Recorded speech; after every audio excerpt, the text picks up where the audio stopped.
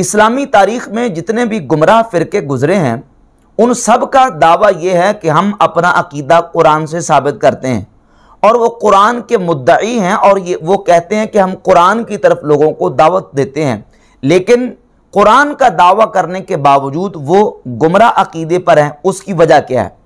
بنیادی طور پر یہ سمجھیں کہ اللہ رب العزت جل وعلا مجدہ الکریم نے انسانیت کی ہدایت کے لیے اور اپنی معرفت کروانے کے لیے 1,00,000 کم و بیش 24,000 انبیاء کرام و رسول اعظام علیہم الصلوات و تسلیمات کو دنیا میں مبعوث فرمایا۔ اللہ نبیوں اور رسولوں کا محتاج نہیں ہے۔ اللہ چاہے تو بغیر نبیوں اور رسولوں کو بھی انسانیت کو ہدایت عطا فرمائے اور اللہ رب العزت اپنی معرفت کروائے۔ اللہ رسولوں نبیوں کا محتاج نہیں ہے، لیکن اللہ رب العزت کی معرفت حاصل کرنے میں ہم نبیوں اور رسولوں کے محتاج ہیں۔ اب سمجھیں کہ اللہ رب العزت نے اپنی کتاب اپنے پیارے پیغمبر صلی اللہ علیہ وآلہ وسلم پر نازل فرمائی اور حضور صلی اللہ علیہ وآلہ وسلم کو اللہ رب العزت نے معلم کا منصب عطا فرمایا۔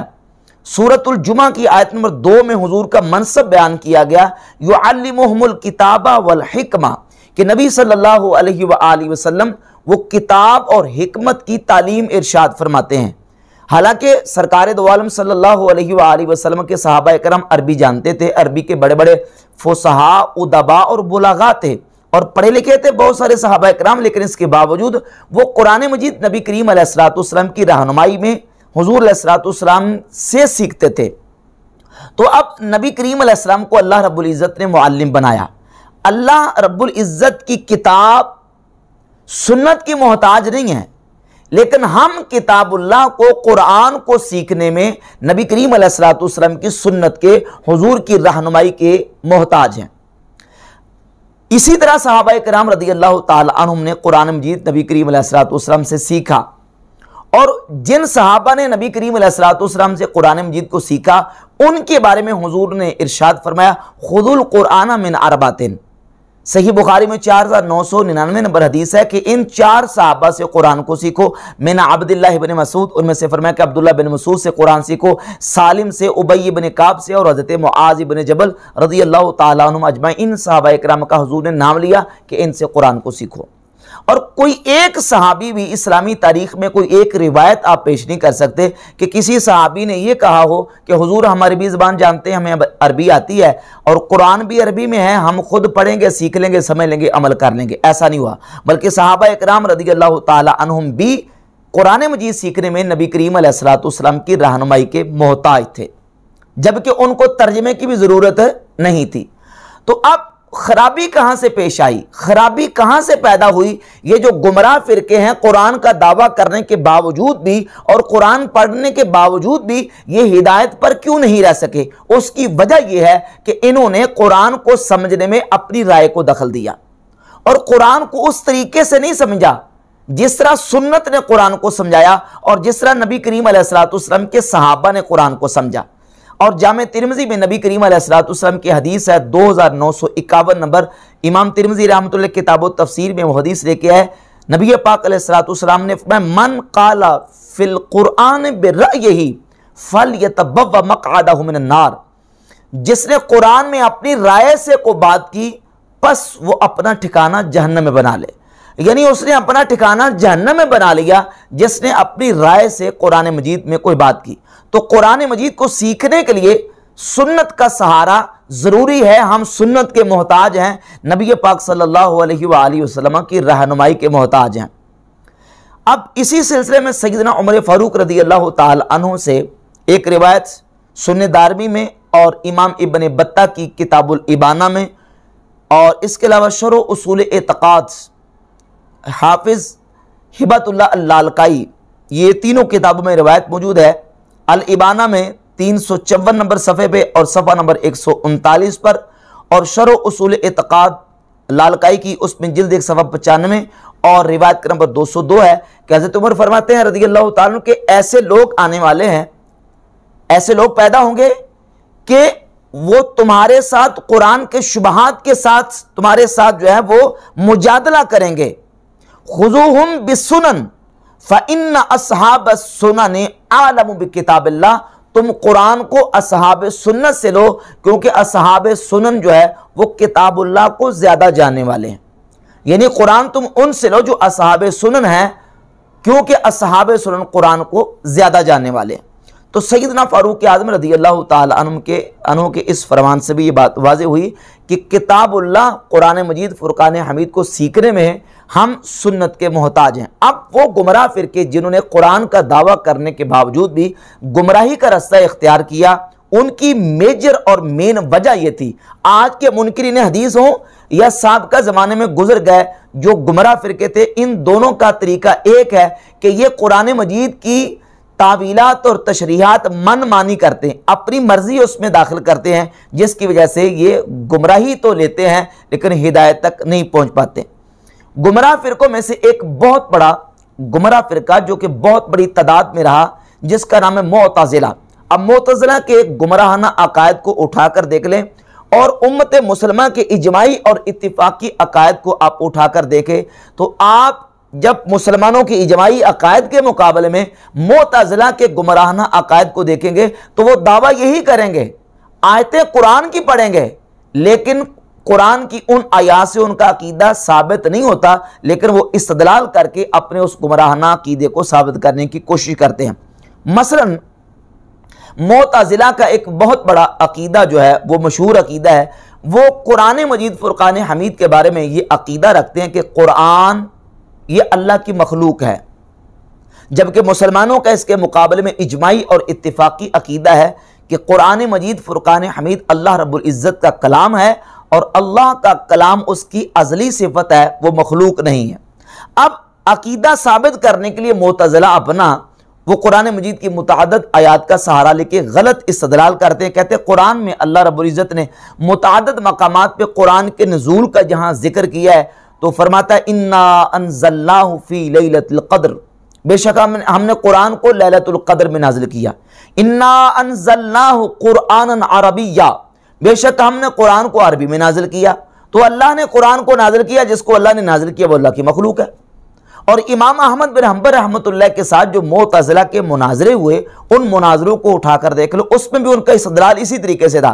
وہ پوچھتے تھے یہ بتائیں کہ قرآن شے ہے کہ نہیں، تو جواب آتا کہ بالکل قرآن شے ہے۔ تو کہتے ہیں قرآن میں لکھا ہے اللہ خالق کل شیء، اللہ ہر شے کا خالق ہے، جب اللہ ہر شے کا خالق ہے تو اللہ قرآن کا بھی خالق ہے۔ تو حالانکہ عقیدہ اس کے مقابل میں یہ ہے کہ اللہ رب العزت جل شانہ کی صفت خلق کا جو تعلق ہے وہ اللہ کی ذات اور اس کی صفات کے ساتھ نہیں ہے، اللہ کی صفت تخلیق کا جو تعلق ہے وہ اس کی ذات و صفات کے ساتھ نہیں۔ نعوذ باللہ کوئی کل کو یہ اٹھ کے کہے کہ اللہ اپنی ذات کا بھی خالق ہے، اللہ اپنی صفات کا بھی خالق ہے، تو یہ عقیدہ نہیں ہے۔ تو انہوں نے گمراہی اختیار کی قرآن کا دعویٰ کرنے کے باوجود قرآن سے غلط استدلال کر کے۔ معتزلہ کا ایک عقیدہ وہ یہ ہے کہ وہ کہتے ہیں کہ اللہ رب العزت پر واجب ہے کہ وہ اپنی مخلوق پر رحم کرے، حالانکہ اللہ رب العزت کی ذات پر کوئی شے واجب نہیں ہے، وہ تو خالق ہے، فعال لما یرید ہے، وہ تو ساری کائنات کا مالک ہے، اس پر کوئی چیز کیسے واجب ہو سکتی ہے، اس پر کوئی چیز کیسے لازم ہو سکتی ہے۔ لیکن انہوں نے قرآن کی آیات کا سہارا لے کے تو یہ اس سے استدلال کیا۔ مثلاً سورۃ الانعام کی آیت نمبر 12 کتب علی نفسہ الرحمہ، اس کا وہ ترجمہ کرتے ہیں کہ اللہ نے اپنی ذات پر رحمت کو واجب کر دیا۔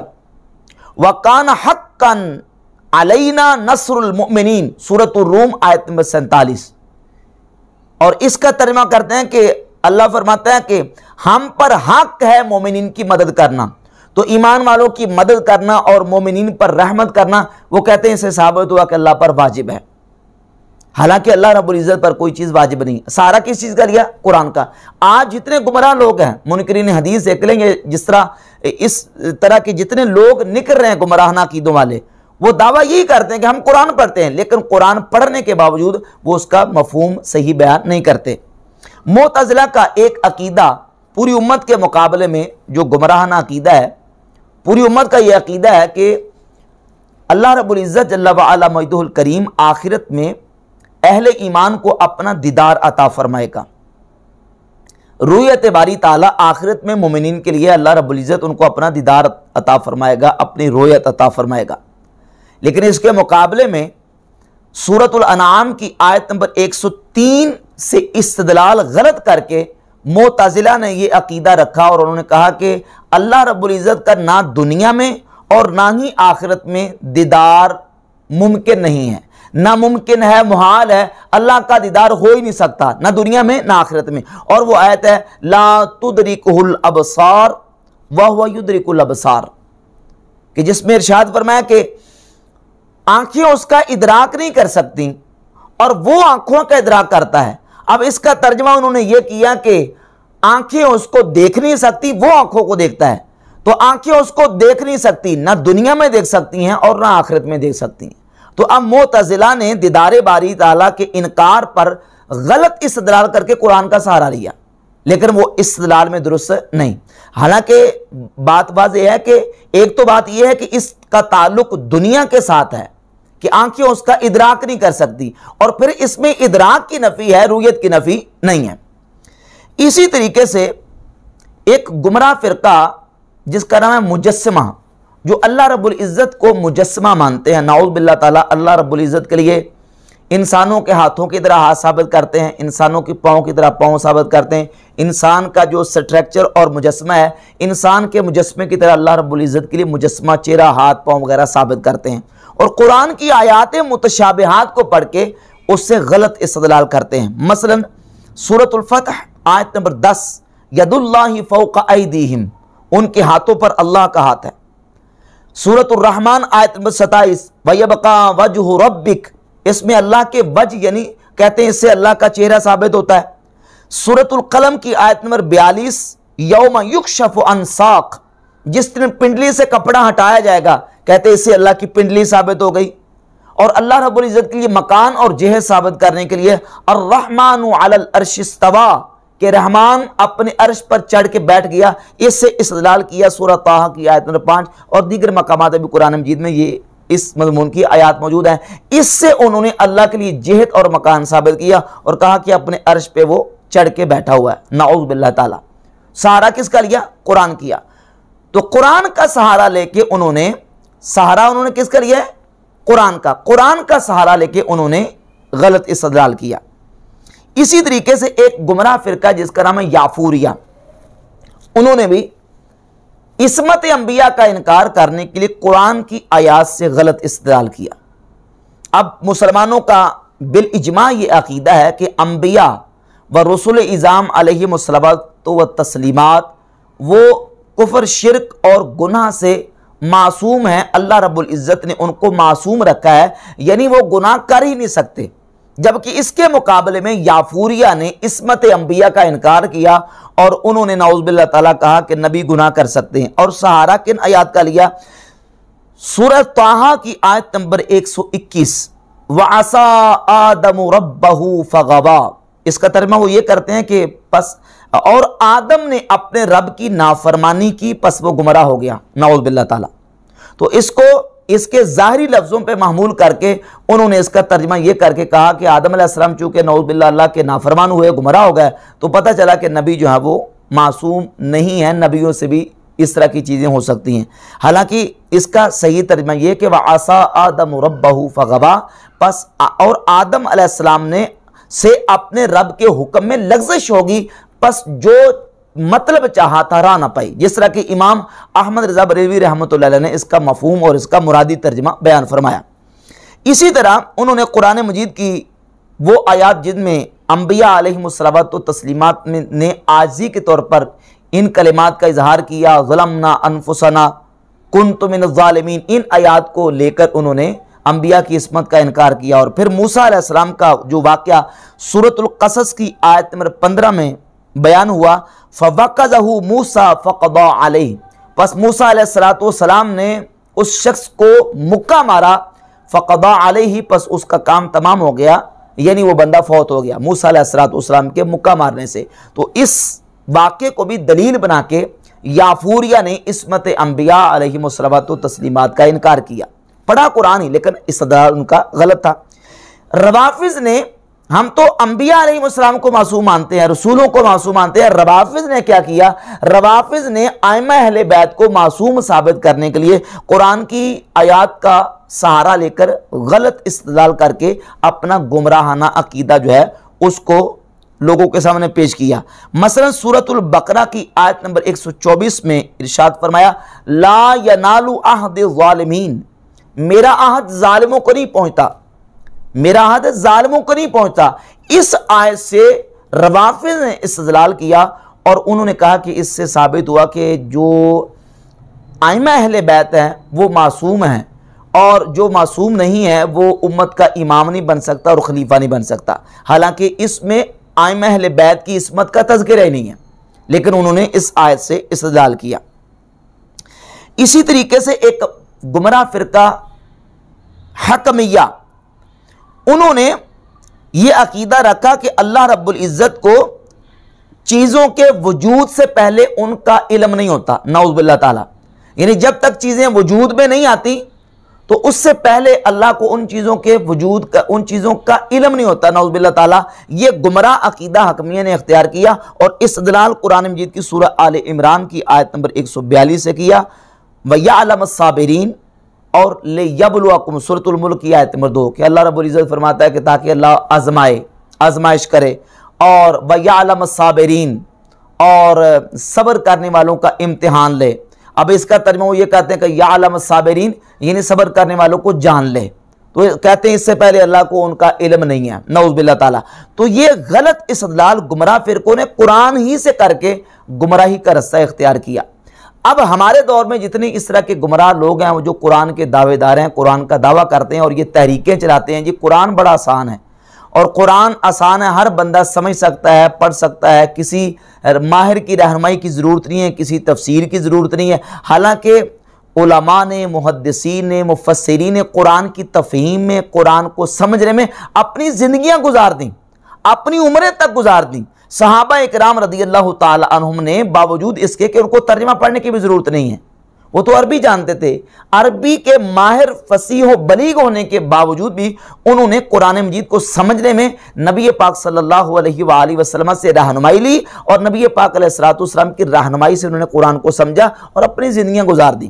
صرف ایک جو نا وہ حوالہ سیدنا عمر فاروق رضی اللہ تعالیٰ کے لخت جگر صحابی رسول حضرت سیدنا عبداللہ ابن عمر رضی اللہ تعالیٰ عنہ کا، یہ الموطا ابن مالک، امام مالک رحمۃ اللہ کی الموطا ہے، اس میں موجود ہے۔ امام مالک رحمۃ اللہ لے کے ہیں 236 نمبر روایت کہ حضرت عبداللہ ابن عمر رضی اللہ تعالیٰ عنہ، یہ وہ جلیل القدر صحابی بہت ذہین فتین ہے، فرماتے ہیں مَقَتَ عَلَى سُورَةِ الْبَقَرَةِ 8 سنین یتعلمها، کہ حضرت عبداللہ ابن عمر رضی اللہ تعالیٰ جب قرآن پاک پڑھ رہے تھے، سیکھ رہے تھے، صرف قرآن کی ایک سورۃ البقرہ سیکھنے میں 8 سال گزار دیے۔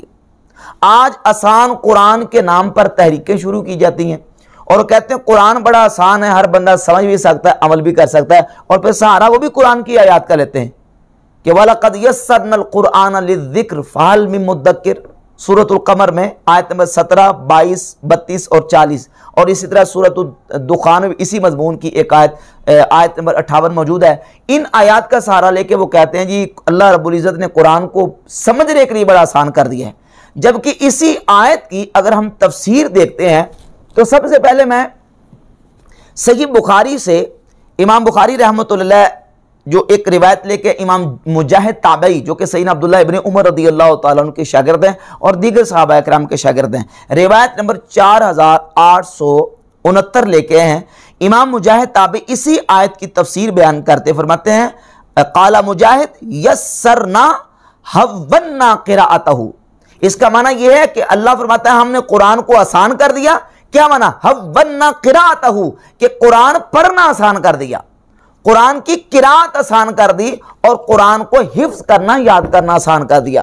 یہ حافظ ابن کثیر کی تفسیر ہے، تفسیر ابن کثیر، اسی آیت کی تفسیر میں حافظ ابن کثیر تفسیر ابن کثیر میں اس آیت کی تفسیر لکھتے ہیں یعنی حوّنا قراءتہ، یعنی ہم نے اس کی قراءت کو، پڑھنے کو آسان کر دیا۔ وقال السدی یسرنا تلاوتہ علی الالسن، کہ ہم نے اس کی تلاوت کو زبانوں پر آسان کر دیا۔ وقال الضحاک عن ابن عباس لولا ان اللہ یسرہ علی لسان الآدمیین ما استطاع احد من الخلق ان یتکلم بکلام اللہ۔ سیدنا عبداللہ ابن عباس فرماتے ہیں کہ اگر اللہ رب العزت نے آدمیوں کی زبان پر اپنے کلام کو آسان نہ کیا ہوتا تو مخلوق میں سے کوئی بھی اللہ کے کلام کو پڑھ سکنے کی طاقت نہ رکھتا، استطاعت نہ رکھتا۔ قلت، ابن کثیر کہتے ہیں میں کہتا ہوں، ومن تیسیرہ تعالی علی الناس تلاوت القرآن ما تقدم عن النبی صلی اللہ علیہ وسلم انہ قال، کہ نبی پاک صلی اللہ علیہ وآلہ وسلم کا فرمان پیچھے گزر چکا ہے۔ جو اللہ نے قرآن کو آسان کیا وہ فرمان کیا ہے کہ اللہ رب العزت نے قرآن کو جو ہے وہ 7 قراتوں پر نازل فرمایا، تو تمہیں جو آسان لگے اس کو اس طریقے سے پڑھ لو۔ تو ان تفاسیر سے بھی معلوم ہوا کہ قرآن مجید فرقان حمید کو اللہ رب العزت نے آسان کیا، کس کے لیے؟ پڑھنے کے لیے اور حفظ کرنے کے لیے۔ اور ایک اور تفسیر یہ امام ابن الجوزی کی تفسیر ہے، تفسیر زاد المسیر۔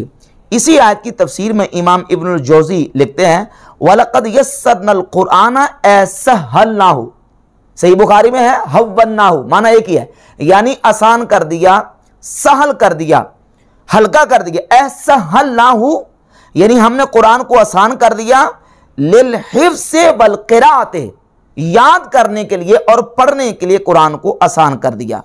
اے من ذاکر یذکرہ ویقرأہ، ہے کوئی قرآن کو پڑھنے والا اور یاد کرنے والا؟ هو الحث علی قراءتہ وتعلمہ، امام ابن الجوزی لکھتے ہیں کہ اللہ رب العزت نے اس آیت میں ابھارا ہے، لوگوں کو ترغیب دلائی ہے کہ تم قرآن کو پڑھو اور قرآن کو سیکھو۔ تو ان تفاسیر سے یہ بات بالکل واضح ہو کہ قرآن کو اللہ رب العزت نے آسان فرما دیا ہے پڑھنے کے لیے اور یاد کرنے کے لیے، باقی سمجھ کے لیے اور اس کی فہم کے لیے، تو اس کی فہم اور سمجھ کے لیے صحابہ کرام نے اپنی زندگیاں گزاری، ائمہ مجتہدین نے اپنی زندگیاں گزاری، مفسرین کرام نے اپنی زندگیاں تک گزار دی ہیں، قرآن کے ماہرین نے اور قرآن کے جو ایکسپرٹ لوگ ہیں انہوں نے اپنی زندگیاں قرآن کو سمجھنے میں گزار دی۔ اور ایک حوالہ میں نے سیدنا عبداللہ ابن عمر رضی اللہ تعالیٰ کا پیش کیا ہے، موطا امام مالک سے 236 نمبر روایت ہے۔ سیدنا عبداللہ ابن عمر رضی اللہ تعالیٰ نے صرف قرآن کی سورۃ البقرہ سیکھنے میں 8 سال گزار دی، 8 سال لگائے۔ کیوں؟ قرآن مجید کو صحیح انداز سے سیکھنے اور سمجھنے کے لیے۔ اب جس دور سے ہم گزر رہے ہیں یہ پرفتن دور ہے، اور یہ اس قدر پرفتن دور ہے کہ لوگوں کو قرآن کا نام لے کے گمراہ کرنے کی کوشش کی جا رہی ہے۔ اور ایک اسی پرفتن دور کے حوالے سے روایت سنن ابی داؤد میں سیدنا معاذ ابن جبل رضی اللہ تعالیٰ عنہ سے 4611 نمبر موجود ہے۔ آپ فرماتے ہیں کہ تمہارے پیچھے فتنہ آنے والا ہے، اور وہ فتنہ کیا ہوگا؟ یکثر فیہ المال، جس میں مال بہت زیادہ کثیر ہو جائے گا، ویفتح فیہ القرآن، اور قرآن اس میں آسان کر دیا جائے گا، قرآن کھولا جائے گا، حتی یاخذہ المؤمن والمنافق والرجل والمرأۃ، حتیٰ کہ مومن بھی قرآن پڑھے گا، منافق بھی قرآن پڑھے گا، مرد بھی قرآن پڑھے گا، عورت بھی قرآن پڑھے گی، والصغیر والکبیر، بڑا بھی قرآن پڑھے گا، چھوٹا بھی قرآن پڑھے گا، والعبد والحر، غلام بھی قرآن پڑھے گا اور آزاد بھی قرآن پڑھے گا۔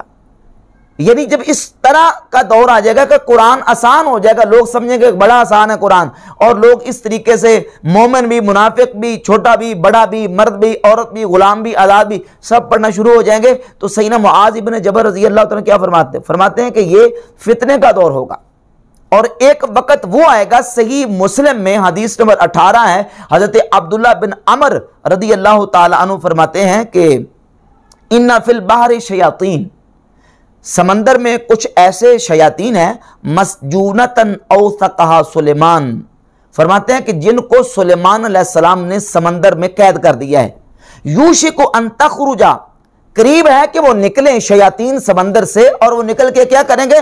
فتقرا علی الناس قرآنا، اور وہ شیاطین سمندر سے نکل کے لوگوں پر قرآن پڑھیں گے۔ شیاطین کیا کریں گے؟ قرآن پڑھیں گے۔ اور سیدنا معاذ بن جبل کی حدیث سنن ابی داؤد سے 4611 گزری کہ فتنے کے دور میں ہر چھوٹا بڑا، غلام آزاد، مرد عورت، منافق مومن، سب قرآن پڑھنا، اور سب کے لیے آسان، اور آسان کر دیا جائے گا۔ اور حضرت عبداللہ بن عمر صاحب یہ رسول فرماتے ہیں کہ ایسا وقت آنے والا ہے کہ سمندروں سے شیاطین نکلیں گے اور تقرأ علی الناس قرآنا، وہ لوگوں پر قرآن پڑھیں گے۔ تو یہ فتنے کا دور کیا ہوگا کہ لوگ اپنے طور پہ قرآن کو آسان سمجھنا شروع کر لیں گے اور کسی قرآن کے ماہر کی رہنمائی کا سہارا نہیں لیں گے، نتیجتاً وہ گمراہی کے راستے پر چڑھ کے گمراہی اختیار کریں گے، ہدایت تک نہیں پہنچ سکیں گے۔ اور ایک ان گمراہ فرقوں میں سے ایک گمراہ فرقہ جس کا حدیث میں بڑی تفصیل کے ساتھ تذکرہ موجود ہے، وہ گمراہ فرقہ ہے فرقہ خوارج، جن کی باقاعدہ سے نبی کریم صلی اللہ علیہ وآلہ وسلم نے نشانی بیان فرمائی۔ صحیح بخاری میں آپ 6930 31 32 نمبر حدیث دیکھ لیں، اور صحیح مسلم میں 2449 سے لے کر 70 تک کتنی احادیث موجود ہیں جس میں نبی پاک صلی اللہ علیہ وآلہ وسلم نے خارجیوں کی باقاعدہ نشانی یہ بیان کی ہے کہ یقرؤون القرآن، خارجی قرآن بڑا پڑھیں گے، لا یجاوز حناجرہم، لیکن قرآن ان کے حلق سے نیچے نہیں جائے گا۔ اور فرمایا کہ یتلون کتاب اللہ رتبا، وہ اللہ کی کتاب قرآن کو بڑا مزے سے پڑھیں گے۔ اور سنن ابی داؤد میں الفاظ یہ ہیں کہ یدعون الی کتاب اللہ، وہ اللہ کی کتاب کی طرف لوگوں کو بلائیں گے، لیکن قرآن کے ساتھ ان کا کوئی تعلق نہیں ہوگا، کتاب اللہ کے ساتھ کوئی تعلق نہیں ہوگا۔ اور ایسے ہی انہوں نے کیا جب سیدنا مولا علی مرتضیٰ شیر خدا کرم اللہ تعالیٰ وجہ کریم کے دور خلافت میں خوارج نکلے، تو انہوں نے نکل کے یہی کام کیا کہ قرآن کا دعویٰ کیا، قرآن کو جو نا وہ قرآن کے مدعی بن کے قرآن کی آیات سے غلط استدلال کر کے صحابہ کرام کو کافر اور مشرک قرار دینا شروع کیا۔ ان الحکم الا للہ، سورہ یوسف کی آیت پڑھتے تھے کہ اللہ فرماتا ہے کہ اللہ کے علاوہ کسی کا حکم نہیں ہے، اور معاویہ تم بھی مشرک ہو، اور نعوذ باللہ علی تم بھی مشرک ہو، العیاذ باللہ تعالی۔ اس بنیاد پر اور پھر حضرت عبداللہ بن عباس رضی اللہ تعالیٰ نے جب ان کے ساتھ مناظرہ کرنے کے لیے گئے، خصائص علی میں صحیح امام نسائی روایت لے کے 185، تو حضرت عبداللہ بن عباس رضی اللہ تعالیٰ نے قرآن کی آیات پڑھ کے ان کو سمجھایا کہ اس آیت کا یہ مطلب نہیں ہے جو تم مطلب بیان کر رہے ہو۔ ایک روایت صحیح مسلم میں موجود ہے 473 نمبر، یزید الفقیر کہتے ہیں کہ میں اس وقت خارجی تھا، میرا تعلق خوارج کے ساتھ تھا، تو میں مدینہ شریف گیا، مسجد نبی میں جب پہنچا تو حضرت جابر رضی اللہ تعالیٰ عنہ درس دے رہے تھے، اور اس درس میں وہ بیان فرما رہے تھے کہ جب جہنمیوں کو جہنم سے نکالا جائے گا، تو میں نے فوراً کہا کہ آپ کیا کہہ رہے ہیں اے شیخ، آپ کہہ رہے ہیں کہ جہنمیوں کو جہنم سے نکالا جائے گا، جبکہ قرآن کی سورہ حامیم السجدہ کی آیت نمبر 20 میں اللہ فرماتا ہے کلما ارادو ان یخرجوا منہا اعیدوا فیہا۔ اب قرآن پڑھ رہے ہیں کہ جب جہنمی جہنم سے نکلنے کا ارادہ کریں گے تو ان کو واپس اس میں لٹا دیا جائے گا۔ قرآن تو یہ کہتا ہے کہ ان کو واپس کر دیا جائے گا، اور آپ کہتے ہیں جہنمیوں کو نکال لیا جائے گا۔ تو آپ نے پھر سورہ اسراء کا حوالہ دیا اور فرمایا کہ تم نے وہ آیت نہیں پڑھی عَسَىٰ أَن يَبْعَثَكَ رَبُّكَ مَقَامًا مَحْمُودًا، قریب ہے کہ آپ کا رب آپ کو مقام محمود پہ کھڑا فرمائے، آپ کو کھڑا کر دے۔ تو یہ مقام محمود کیا ہے؟ یہ حضور کی شفاعت کا مقام ہے کہ نبی کریم صلی اللہ علیہ وآلہ وسلم کی شفاعت سے اللہ رب العزت گناہ گاروں کو جہنم سے نکالے گا۔ تو اب یزید الفقیر کہتے ہیں کہ ہمارے جتنے ساتھی تھے سوائے ایک کے باقی سارے توبہ کر کے اپنا خارجیوں والا عقیدہ چھوڑ گیا۔ تو خوارج نے اپنی گمراہی جو اختیار کی ہے وہ کس بنیاد پر؟ قرآن پڑھ کے اس سے غلط استدلال کرتے تھے، اور ان کے جو بڑے بڑے عقیدے، مثلا وہ یہ کہتے ہیں کہ جو گناہ کبیرہ کا مرتکب ہے وہ کافر ہے، اور اس کے لیے بھی وہ قرآن سے استدلال کرتے تھے۔ مثلا قرآن مجید میں اللہ رب العزت نے ارشاد فرمایا وَمَن لَّمْ يَحْكُمْ بِمَا أَنزَلَ اللَّهُ فَأُولَٰئِكَ هُمُ الْكَافِرُونَ، اور جو اللہ کے نازل کردہ کے خلاف فیصلہ کرے پس وہی لوگ کافر ہیں۔ تو اس سے استدلال یہ کرتے تھے کہ ثابت ہوا کہ جو گناہ کبیرہ کرتا وہ کافر ہے۔ وَمَن يَقْتُلْ مُؤْمِنًا مُتَعَمِّدًا فَجَزَاؤُهُ جَهَنَّمُ خَالِدًا فِيهَا، سورۃ النساء آیت نمبر 93۔ اس آیت کی بنیاد پر وہ یہ کہتے تھے کہ جس نے کسی مومن کو جان بوجھ کے قتل کیا اس کی سزا جہنم ہے، اور وہ اس میں ہمیشہ ہمیشہ کے لیے رہے گا، خالدن فیہا، وہ اس میں ہمیشہ رہے گا۔ تو اس سے پتہ چلا کہ جو گناہ کبیرہ کرنے والا ہے وہ ابدی جہنمی ہے، وہ کافر ہے، وہ مومن نہیں ہے۔ حالانکہ یہ مسلمانوں کا عقیدہ نہیں ہے۔ مسلمانوں کا یہ عقیدہ کہ جو مومن مسلمان ہے چاہے وہ جتنے مرضی اس نے گناہ کیے، آخر کار اس نے جو جہنم کی نار تطہیر ہے اس میں جا کے اپنے گناہوں کی سزا پانے کے بعد واپس جنت میں آنا ہے۔